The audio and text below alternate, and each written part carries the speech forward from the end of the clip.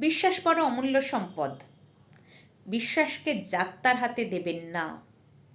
কারো হাতে অগাধ বিশ্বাসটুকু তুলে দেবার আগে আর একটু ভাবুন, আপনি কতটুকু বিশ্বাস ভাঙার পর সহ্য করতে পারবেন। ঠিক ততটুকুই বিশ্বাস করুন যতটুকু আপনি সহ্য করতে পারবেন। হোক না সে আপনার পরিচিত, কিংবা বাড়ির লোক, কিংবা আপনার প্রিয় বন্ধু। সে একজন মানুষ।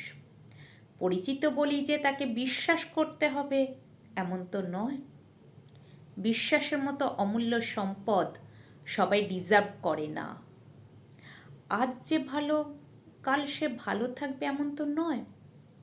লক্ষ্য করে দেখবেন, আপনি একদিন যার উপকার করেছেন সেই একদিন শত্রুতে পরিণত হবে।